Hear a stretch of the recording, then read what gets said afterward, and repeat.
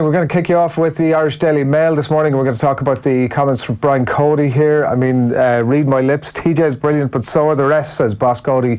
In no great surprise to anybody, Brian Cody backs all of his entire team as excellent players, and in doing so tries to take some of the heat off TJ Reid. Revealed the 560 grand a week cost of keeping flop Sanchez at United. This is just a disgusting sum of money for a player that's obviously serving very little purpose for them. I mean, the only way to avoid something like this is to include some kind of very clear performance-related, even appearance-related clauses in players' contracts, and I'm sure the players' unions would balk at the very idea of it. But it's when you see something like this, they were never to know that he was going to have as little impact as he has done.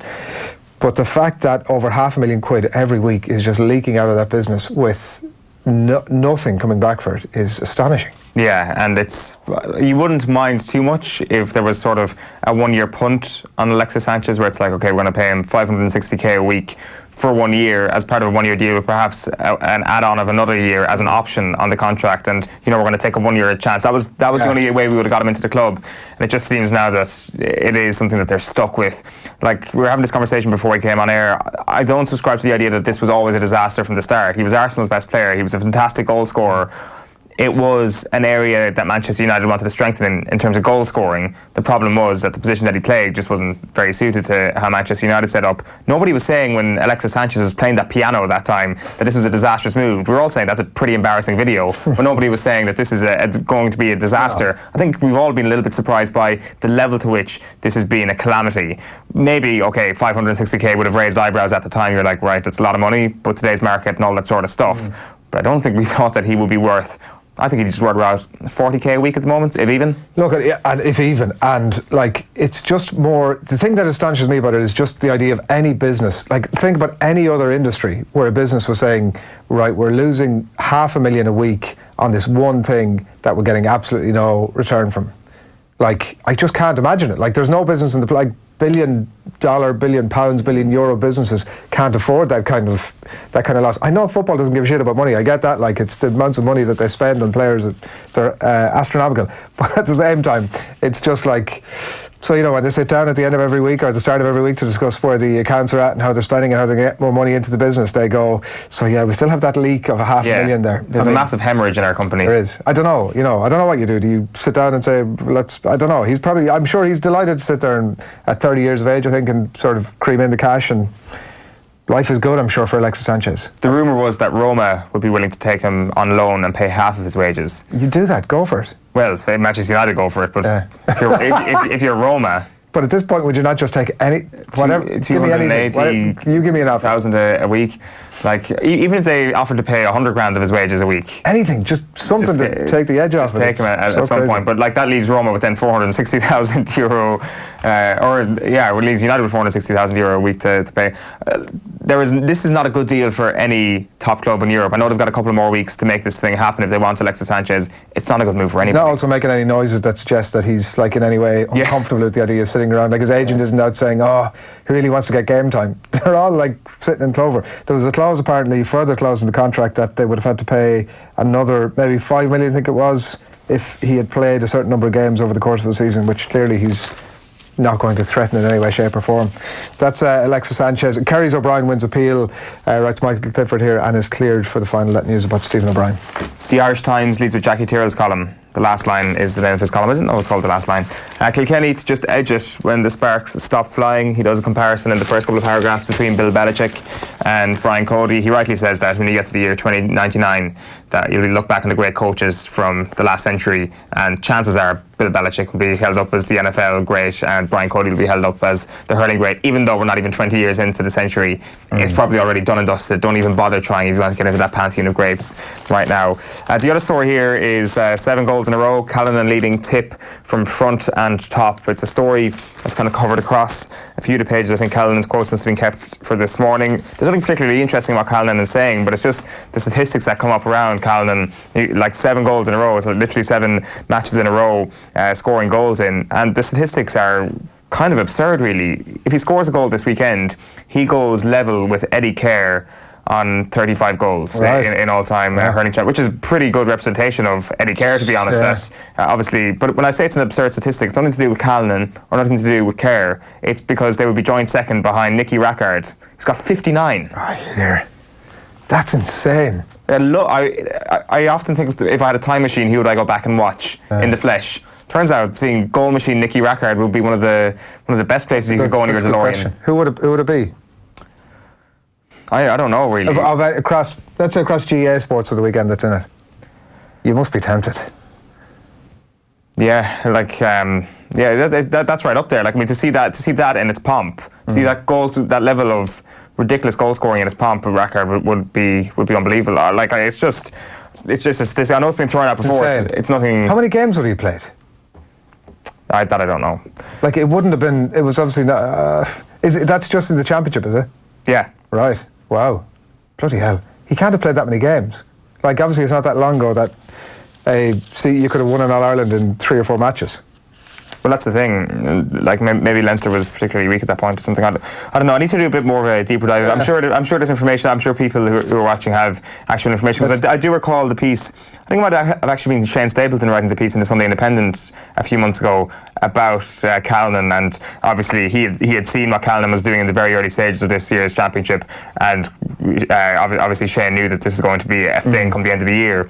So I wouldn't put it past him to score 2 goals at the weekend or a hat-trick, and see he'll overtake Kerr and be in second. But 59. It's inevitable that he will do it. It's incredible, and like for a player as well, that up to a couple of years ago, the general discussion about him was that he was a bit hot and cold. Like, for a player who's now Callanan. Yeah. You know what I mean? Like, he's a bit hot and cold, and he's like scored 35 goals or whatever it is. I think that's a generalisation of Tipperary as a whole and the team that came through in 2009. And that's why I think this is such a huge encounter for them on Sunday to actually get their 3rd All-Ireland medal. I think there's just something about the 2 versus 3 thing. 2, especially given how far apart they were from 2009 to 2016. Granted, I'm only talking about a very small amount of players who've actually been there for the last 10 years. But actually having a 3rd All-Ireland, 3-time All-Ireland winner, Seamus Callanan, sounds a hell of a lot better. And you can't say there was a fluke here and there. You would put him straight into the category of great when it comes to modern forwards. And even when you talk about the pantheon of great managers like Liam Sheedy, who inevitably, if they win it, does his usual kind of, listen lads, I say it, I'm off. Yeah. You know, like in terms of he shoots, he scores ratio. Well, yeah, it would put him into cult hero status. The Irish Daily Mirror then, Chelsea striker Tammy suffers race hate from vile trolls. This is Tammy Abraham, the young Chelsea striker who missed that penalty, of course, in the Super League final, Super Cup final during the week, and has come in for some pretty rotten, which have been printed by the newspaper here today, abuse after that. So it's shameful, and we'll keep an eye on it as the days and months unfold. It's pretty shitty thing for him to have to deal with, it has to be said. And also reflections there on Stephen O'Brien being cleared for the All-Ireland football final. And one story to mention, it's on the front of a bunch of these newspapers as well, including the Irish Daily Mirror. Cheap shot Conor. This is the video that you've all seen online of Conor McGregor as Ciara Phelan and Colin Brennan right here. A man allegedly struck by Conor McGregor after refusing to taste his money, to taste his whiskey. They have quotes from him here, and it does seem as if he will face some minor charge for that. The Irish Examiner this morning leads with rugby at the park. Talks progressing on Christmas Munster, Leinster clash at home of Cork GA. So Páirc Uí Chaoimh set to host Munster against Leinster on December 28th, the traditional Christmas fixture between the two sides. Final special, Derek McGrath leads a 10-page preview of Sunday's Tip Kilkenny hurling decider. You've got coolest of cats, TJ, bit of Doyle, bit of Shefflin. Jack Anderson is asking, is the current model of intercounty GA sustainable? You've got that news on Stephen O'Brien. And who'll reign in Spain? Dermot Corrigan on the return of La Liga tonight. Barcelona in action. It seems like a pretty good idea to put rugby into Páirc Uí Chaoimh. Yeah, definitely. Like, if you forget about any of the sensitivities, whatever, it's sweet ground. Yeah, because the current arrangement is that Limerick gets all the good games, Cork gets the crap games. But actually you've got this much bigger and better stadium that can hold a hell of a lot more people in Cork. Yeah. Christmas time, like it's the one time where, not the one time, it's the time where you are most tempted to go and actually drive up the road, certainly from my perspective, go up to Limerick on whatever, since I'm down home, or whatever, the 27th, 28th, whenever that fixture tends to be home, because it's always in Munster. It tends to be around that time of year, and for Cork people now, that just makes it a far better option. And I think a kickback. I wonder will the... I don't think so. I think this is like one of the great assets that Munster rugby has. the dual city thing, it has been held up as a thing that's held them back for years, especially with 2 different training bases they have. They've addressed that, and of course that should never be the case. But when you've got 2 great stadiums in your province, why not use them? Why not use 2 massive fan bases you have more in 2 kickback from the cities? GA community. That Right, okay. You know, I don't think so. That would be typical begrudgery. If there was a kickback from, like, what else is Parky Creek going to be doing? Typical. Parky Creek is going to be a lonely, desolate place on December 28th. And isn't it brilliant that, like, for the ground that we've been discussing on this show over the last couple of months, about all the stories, particularly in the Irish Examiner as well, about the struggles that they have financially. I mean, it just makes utter sense. Yeah, you know, completely. It's a no-brainer, to be honest. So hopefully it does get over the line and it does happen. The Irish Sun then, a leading man, Harry, having a huge impact. This is £80 million signing steps up.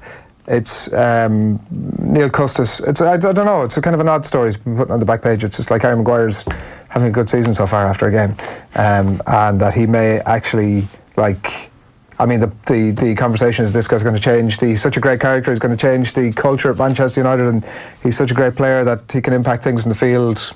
Like, this is the opposite of Alexis Sanchez. It turns out. Harry Maguire's after a game. Yeah, he's probably going to look a hell of a lot better now because of the way Manchester United have failed. But I wonder if the transfer fee, not the transfer fee, but the timing of the transfer fee is something that might take a little bit of pressure off Harry Maguire, that they've had such a disastrous run of transfers. Harry Maguire is like, well, I don't have to do that much to look like a bit of a better investment than, say, Alexis Sanchez.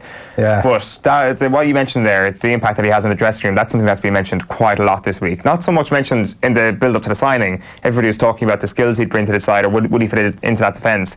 But now this week, since that performance last week, it's the maturity of Harry Maguire, the mentality of Harry Maguire, how he's going to change the culture of a dressing room. And by all accounts, people who are well in the know, he is the sort of character that is just a born leader, and he will bring that to the United dressing room regardless of the talents he'll bring. But clearly it seems that the talents he'll bring are also exceptional. Yeah. I think it's been a very promising start, but at the same time, you're judging it on one spot of information where he's up against Tammy Abraham. Yeah.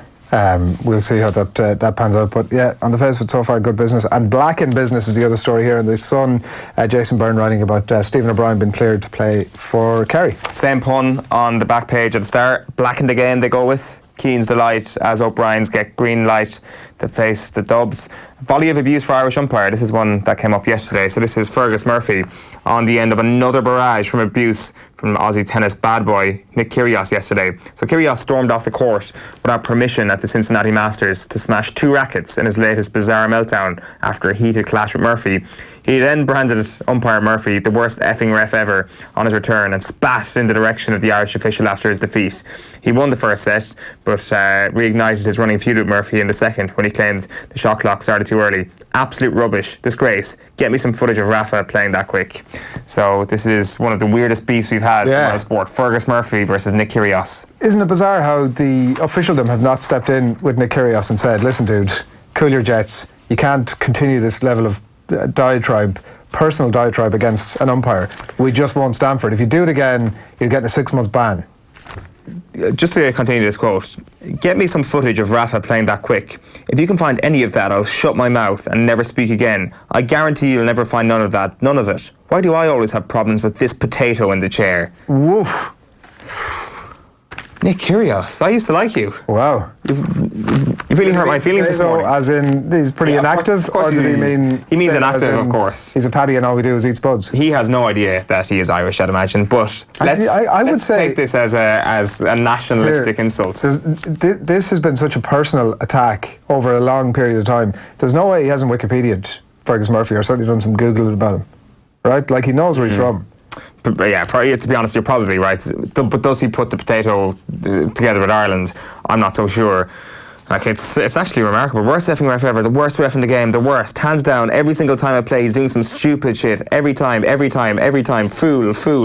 You're an effing tool, bro. And then spat in his direction, refusing to shake his hand. Don't know, but I used to spat in his, like... I'm disappointed in you, Nick Kyrgios. That's all I'm going to say. I used to like it. That story was that he got fined.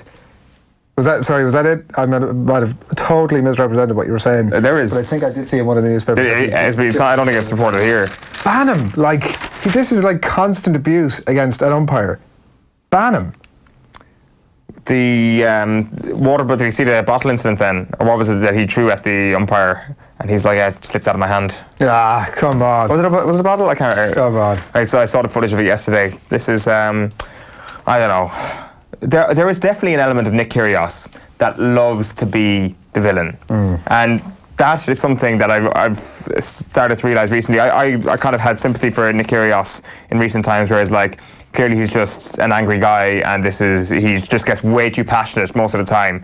But I think he actually realises that so much, and his comments around Wimbledon saying, well, I was down the pub last night. What a lad you are, Nick. You are a legend, Nick Kyrgios. You were down the pub the night before a tennis game.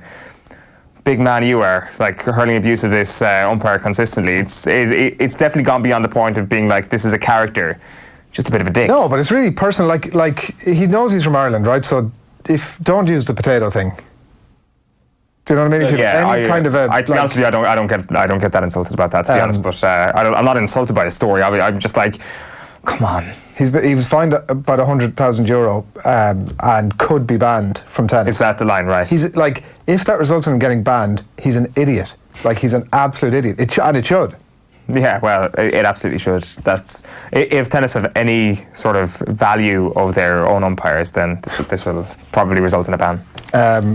The Guardian this morning, it's all about the Ashes here. Ashes heat Archer ready to return fire after Australia blitz. This is the final test at Lord's. England put up 258 total, Australia currently 30 for 1. And it's all about the pitch and the weather is the short story about the 4-day final Ashes test, as it will be due to the weather and whether or not England can make that pitch bounce on. That's the big question. And Jofra Archer, I think, is their big hope in terms of trying to do that. But we're in the happily, I think, because it seems to have gone on for about 2 years, the final dying embers of the Ashes. You think it's done? Well, it's no, sorry, I'm just talking about the 2019 and stuff. I thought you were like, I thought that was this particular match. I thought it was a particularly hot take. Actually, we need to cancel the Ashes. Front page of the Herald Sports section, Poole will pay price. Richard Dunn says squad depth will come back to haunt Klopp's side. Got clash of the Titans and Croker. O'Brien's clear to play final.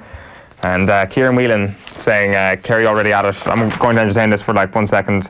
Now that Goff has been officially confirmed as the final, we can expect some Kerry voices now to endorse his appointment in the coming days.